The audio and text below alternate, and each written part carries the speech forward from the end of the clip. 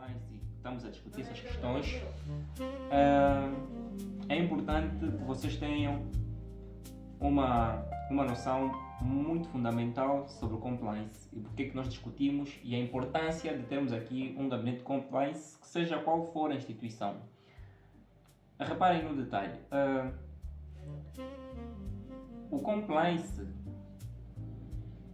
ele é muito importante porque todos nós,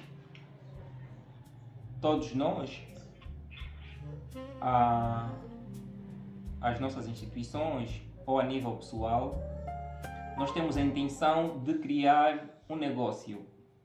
Para aqueles que já têm um negócio, tudo bem, mas supondo que eu preciso criar um negócio, qualquer atividade lucrativa, eu vou definir um plano de negócio. O plano de negócio, eu vou demonstrar tanto como executar as metas, como ter a capacidade de gerar receitas a nível da instituição e com vista à garantia da sustentabilidade financeira. Mas antes mesmo do plano de negócio, eu preciso criar um plano estratégico e dentro do plano estratégico eu vou definir a forma como a minha empresa, o meu negócio precisa caminhar, a organização do meu negócio. Ninguém começa um business, em inglês, ou um negócio, sem definir ainda também um objetivo. Um negócio tem que ter objetivo, né? Veja, a economia diz que as necessidades são ilimitadas e os recursos são escassos. Significa dizer que qualquer que seja o negócio em que eu vou me meter, há sempre lucro. Então não basta criar um negócio e tentar vender. Eu preciso organizar o negócio, eu preciso criar um plano estratégico para definir a direção da organização, eu vou precisar criar um objetivo do negócio para efetivamente transformar a estratégia em metas concretas. Eu preciso criar um plano de negócio onde eu vou efetivamente demonstrar aqui como é que as coisas vão funcionar a nível da geração de receita. E veja, além dessa questão, que estão todas relacionadas, plano de negócio, objetivo de negócio, plano estratégico, são expressões afins. Eu também na minha empresa eu preciso definir a visão, a missão, não é? E nessa missão e nessa visão que eu vou criar para a minha instituição, eu poderei ter muitos problemas. Primeiro eu penso em ter um negócio, ou já tenho um negócio, já defini todas as questões de sustentabilidade do negócio a nível financeiro, mas existe um ponto fundamental que é: quem é que dirige esse negócio? E aqui a resposta é fundamentalmente a pessoa humana. O humano que respira e pensa é ele o responsável pela direção, pela execução da estratégia a nível do negócio que eu vou montar. E efetivamente, ao longo desse processo, porque aí eu vou precisar contratar gestores, colaboradores que vão executar a minha visão estratégica do negócio. São as pessoas, os seres humanos que respiram, que têm sentimentos. O ser humano tem algumas vicissitudes, tem alguns problemas na vida que podem, até certo ponto, também comprometer o meu próprio negócio. Pronto. E aqui, para efetivamente encontrar uma solução, eu preciso definir controles. Eu preciso definir controles internos, porque eu tenho uma missão, eu tenho valores que eu quero proteger a nível da instituição.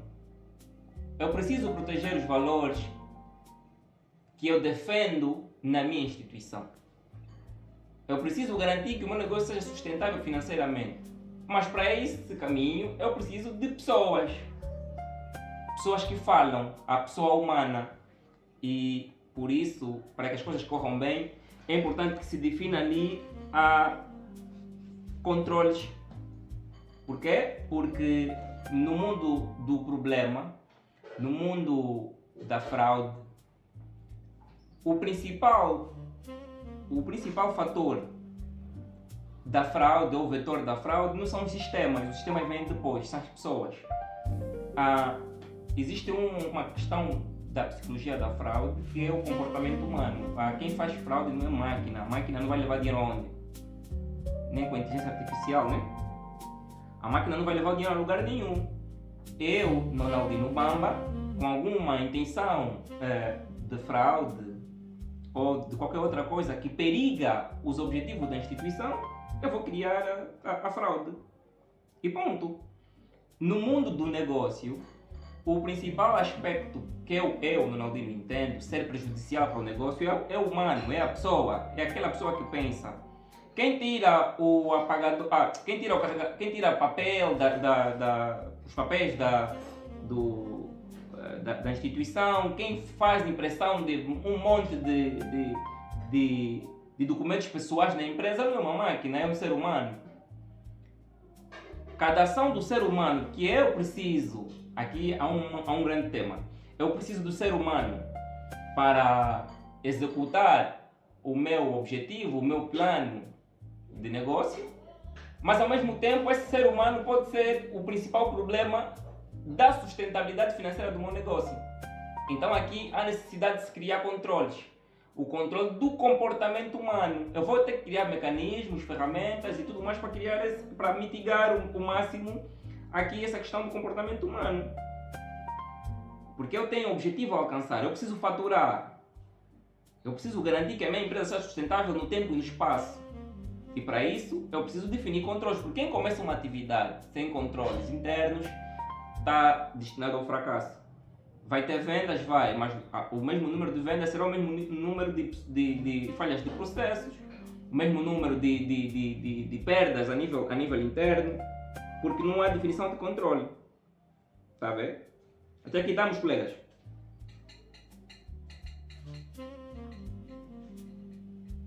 Doutor Nobel, esta pequena incursão que fiz sobre o compliance e aqui a importância da implementação dos gabinetes, deu para perceber algum ponto? Eu não sei, mas eu não estava a conseguir ouvir, então...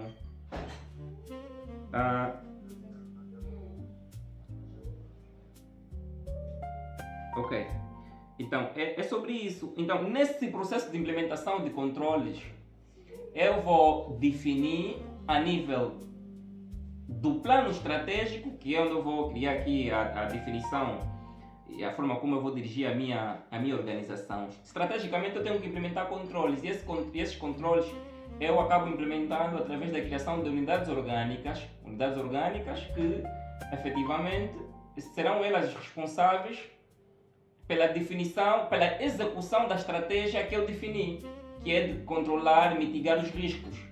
No mundo do corporativo, cada unidade orgânica tem a sua principal responsabilidade. A comercial foi feita para captar clientes e tudo mais. Ela lidar diretamente com clientes a nível da estratégia de captação de vendas, de mais pessoas a virem comprar na nossa empresa. Eu vou criar um departamento financeiro que vai ter aqui a responsabilidade de olhar para as questões financeiras, ter aqui um plano de gestão do dinheiro, que é uma questão muito complicada para as instituições também, que vai ajudar na definição, na execução da estratégia que eu defini sobre as finanças da minha empresa. Porque se eu começar a gastar só por gastar e gastar, disse que tirar não é meter e meter não é tirar. E aí eu vou entrar num colapso financeiro terrível. Então eu preciso de alguém que olhe para essas questões financeiras. Então eu preciso também de unidades orgânicas que vão implementar a estratégia que eu defini a nível dos controles. Quem são eles? Compliance. O compliance, a gestão de risco e a auditoria são as principais unidades orgânicas que eu vou, do ponto de vista de execução da estratégia, não é? de mitigação de riscos, eu como dono da instituição, preciso definir essas unidades orgânicas e atribuir as responsabilidades para conseguir mitigar ao máximo o risco a que eu estou exposto. E o principal risco que as pessoas estão expostas é o risco humano. Por quê? Porque o ser humano é que pensa, ele é que fala, ele é que fica frustrado, ele é que acorda nervoso. O ser humano é o ente que, se decidir não trabalhar, hoje não trabalha. E tem outro lado que é o risco, portanto, operacional, né? Que são as falhas do sistema, dos sistemas, das tecnologias e tudo mais, máquinas. Você tem em qualquer instituição você tem dois grandes problemas. Tem o risco humano, que tem a ver com a questão da conduta, e depois tem os riscos, portanto, de sistemas, riscos tecnológicos, tem riscos que afetam as operações a nível da tua instituição. Tá vendo? E o compliance tem aqui um papel fundamental na definição, ou seja, na execução da estratégia da administração, na mitigação do risco humano, que é o risco de quê? Risco de conduta. O risco de conduta, por isso é que nós falamos de compliance. E aqui há necessidade de, em qualquer instituição, definir estratégias que visam mitigar ao máximo o risco de conduta, o risco humano, através da implementação de compliance, de mecanismos de compliance, que vão inculcar na mente dos colaboradores e dos nossos parceiros a cultura organizacional. Lembre-se que eu falei de missão, valores. Eu tenho uma missão, eu tenho um objetivo a alcançar. Mas também no nosso caminho eu preciso definir valores, transparência, um monte de cenários, de princípios éticos que eu preciso, para chegar lá, eu preciso também ter esses valores. Eu preciso que os meus colaboradores ou as entidades com quem eu me relaciono também tenham estes mesmos valores. Por isso é que eu vou definir controles. O compliance servirá para garantir aqui a mitigação do risco humano, o risco da pessoa. Porque quem não cumpre as regras não é máquina. A máquina vai ter uma falha e você pode comandar novamente. Mas o ser humano pode decidir não cumprir. E o ser humano é ele que encontra a lacuna. A máquina pode ter uma lacuna, uma vulnerabilidade, mas se ninguém explorar aquela vulnerabilidade do ponto de vista humano, ela continua ali, ninguém mexe. Até o dia que ela estragar, decidir encerrar por si mesma, porque teve uma falha. Seja qual for a instituição, banco, seguradora, indústria, salão de beleza, barbearia, seja qual for a tua instituição, qualquer atividade que você, a nível da tua visão de negócio, vai querer portanto, exercer, você precisa definir controles do risco humano. O principal risco que você vai ter é o risco humano, que tem a ver com os comportamentos das pessoas, porque são elas que vão roubar o postiço, são elas que vão levar as unhas que você comprou, as saquetas de unha, são as pessoas que você vai contratar, que vão fazer negócio fora da instituição. Tá vendo? Por quê? E ali, por quê? Porque são pessoas, são humanas. Os humanos são suscetíveis a falhas. Nós seres humanos não somos perfeitos. Mas sabendo dessa questão, da imperfeição do ser humano, eu preciso definir controles através de unidades orgânicas ou de outra função para controlar e mitigar essa questão do risco do ser humano. Alguém tem que ir lá checar se ele está alinhado à estratégia que eu defini. Na minha barbearia, se eu definir que para cortar cabelo tem que higienizar a máquina, tem de ter um procedimento para colocar gel na máquina, não é se cheguei a cortar isso aí para ter borbulha depois, porque é assim, eu não corto o cabelo, por exemplo, em qualquer barbearia. Eu olho, eu vou para uma barbearia que tem que olhar a forma como ele trata as máquinas. Mas, atenção, esses procedimentos, para muitas instituições pequenas, podem até não ser escritos, às vezes são verbalizados no caso, né? O chefe disse, através de uma conversa, de uma comunicação, que a partir de hoje o procedimento é esse. Às vezes, você tem uma atividade que são duas pessoas. Não significa dizer que você vai ter um gabinete de compliance. Você precisa, no teu plano de trabalho, aprender compliance para conseguir ter a capacidade de criar regras para cumprimento de regras. E como todo mundo esquece, você vai precisar escrever as regras que você quer na tua atividade. Olha, a partir de hoje, cortar cabelo, tem que higienizar o cabelo. depois de acordar o cliente, tem que lavar a cabeça dele. É proibido meter música alta. Todo tipo de regra que você acha que atrapalha o teu negócio, você tem que implementar na instituição. E quem recebe essas regras vai efetivamente ter de cumprir.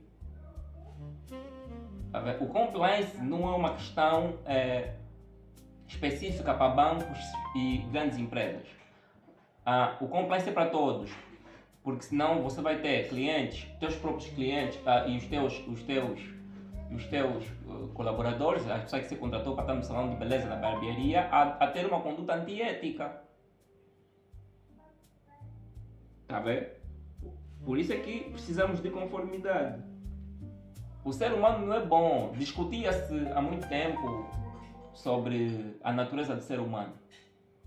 Nós tínhamos John Locke e tínhamos várias correntes filosóficas sobre a questão da natureza do ser humano. A questão fundamental era: o ser humano é bom ou mau? O ser humano nasce bom ou nasce mau?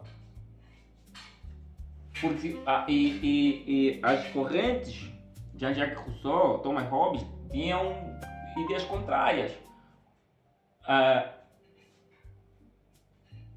Do ponto de vista filosófico, dizia-se efetivamente que o ser humano, para alguns, o ser humano é mau por natureza, mas para outros o ser humano é bom. E para outros o ser humano não é bom, não é mau, o ser humano é racional. Porque se o ser humano fosse bom, não precisávamos de definir controles.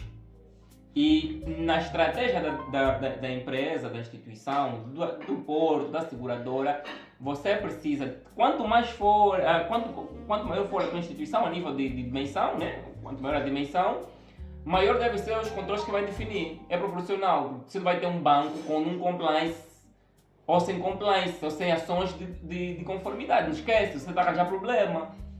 Se você quer sentir na pele e na carne o que é sofrer sem ter portanto, controles internos e alguém que vai monitorar essas ações do ser humano, você vai sentir, se não implementar a conformidade, ao longo prazo, o médio e longo prazo, você vai sentir a necessidade de definir essas regras de conformidade, de conduta. Você sente na pele e na carne, mas o colega não fez isso por quê? Por que ele não fez isso? Você tem que ficar chateado como boss, como dono. Por que ele não fez isso? Eu disse que ele tem que fazer isso. Esses mínimos detalhes, a nível daquilo que você definiu na instituição como risco, vai se deparar. Por isso é que, para não, como a sociedade, os sócios, aqueles que são os responsáveis por definir a estratégia da instituição, o dono, ou você que é efetivamente o dono da barbearia, do salão de beleza, você vai definir na tua atividade uma estratégia até onde você quer alcançar. Daqui a um ano, metas, daqui a um ano eu preciso de 50 milhões, ou 30 milhões, ou até eu preciso ganhar um mercado, aquele mercado ali. Você não vai fazer isso sozinho, você precisa de pessoas. Todo o risco de fraude, todo o risco interno das instituições é motivado pelo ser humano. A máquina não fala. A máquina não pensa, a máquina tem vulnerabilidades, sim, mas quem explora essa vulnerabilidade são hackers, que também são seres humanos. Por isso é que você precisa definir políticas, processos. O que é uma política? Uma política é o conjunto de diretrizes que você vai definir na tua instituição, o que é que você quer que se faça, o que é que você quer que não se faça,